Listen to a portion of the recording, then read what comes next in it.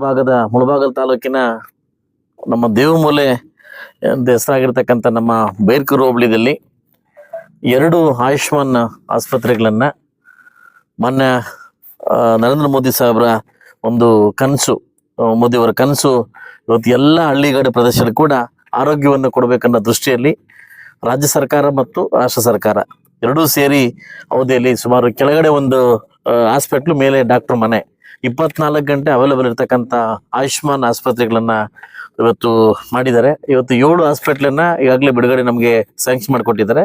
ಇನ್ನು 21 ಹಾಸ್ಪಿಟ್ಲ್ ಕೂಡ ಈ ಒಂದು 1 ಮಂತ್ 2 ಮಂತ್ಸ್ ಅಲ್ಲಿ ಅಲಾಟ್ಮೆಂಟ್ ಆಗ್ತದೆ. ಇದು ಯಾಕಂತಂದ್ರೆ ಇದ್ರ ಬಗ್ಗೆ ನಾನು ಹೇಳಲೇಬೇಕು. ಯಾಕಂದ್ರೆ ಈ ಒಂದು ಪೆತಾಂಡ್ಲಪಲ್ಲಿ ಬಗ್ಗೆ ನಾನು ಹೇಳಲೇಬೇಕು. ನಮ್ಮ ಏನು ನಮ್ಮ ದುಬೈ ರಾಮು ಇರ್ಬೋದು, ನಮ್ಮ ಶಂಕರ್ ಇರ್ಬೋದು, ನಮ್ಮ ಸುರೇಶ್ ಅಣ್ಣ ಇರ್ಬೋದು, ಅವರು ಸಾಕಷ್ಟು ಬಾರಿ ಒಂದು ಹೇಳ್ತಾರೆ ನಮ್ಮೂರಿಗೊಂದು ಹಾಸ್ಪಿಟ್ಲ್ ಬೇಕು ಅಂತ ಹೇಳ್ತಾ ಇದ್ರು. ಇನ್ನು ಸಾಕಷ್ಟು ಜನ ಮುಖಂಡರು ನಮ್ಮ ಕಡಪಲ್ಲಿ ನಾಗರಾಜ್ ಇರ್ಬೋದು ಎಲ್ಲ ಒಂದು ಹೇಳ್ತಾ ಇದ್ರು ಇವ್ರಿಗೊಂದು ಹಾಸ್ಪಿಟ್ಲ್ ಬೇಕು ಅಂತ ಹೇಳ್ತಾ ಇದ್ರು. ಈಗಾಗಲೇ ಒಂದು ದೊಡ್ಡ ಐಮಾಸು ಒಂದು ಹಾಸ್ಪಿಟ್ಲ್ ಈಗಾಗಲೇ ಮಾಡ್ಕೊಟ್ಟಿದ್ವಿ. ಇದು ವಿಶೇಷ ಏನಂತಂದ್ರೆ ಇವತ್ತು ಗುದ್ಲಿ ಪೂಜೆ ಮಾಡ್ಕೊಟ್ಟಿದ್ವಿ. 6 ಮಂತ್ ಅಲ್ಲಿ ಓಪನ್ ಮಾಡ್ಕೊಡ್ಬೇಕು, ಕಂಡೀಷನ್ ಹಂಗೆ 6 ಮಂತ್ ಅಲ್ಲಿ ಓಪನ್ ಮಾಡ್ಕೊಡ್ಬೇಕು ಅಂತ. ಈಗಾಗಲೇ ಇದು ಒಳ್ಳೆ ಕಾರ್ಯಕ್ರಮ.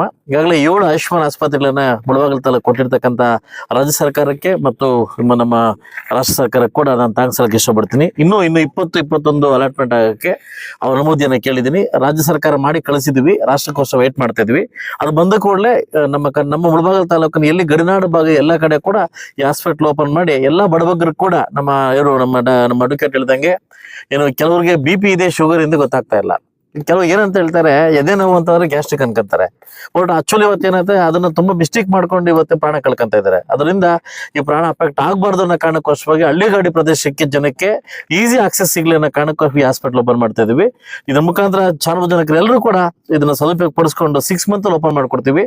ಆದಷ್ಟು ಬೇಗ ಇದಕ್ಕೆಲ್ಲ ಡಾಕ್ಟರ್ಸ್ ಬರ್ತಾರೆ. 24 ಗಂಟೆ ಇಲ್ಲೇ ಸರ್ವಿಸ್ ಕೊಡ್ತಕ್ಕಂಥ ಡಾಕ್ಟರ್ಸ್ ಬರ್ತಾರೆ. ಈ ಅನುಕೂಲವನ್ನ ಎಲ್ರಿಗೂ ಒಳ್ಳೇದಾಗ್ಲಿ ಅಂತ ನಾನು ಥ್ಯಾಂಕ್ಸ್ ಹೇಳ್ತೀನಿ. ಓಕೆ.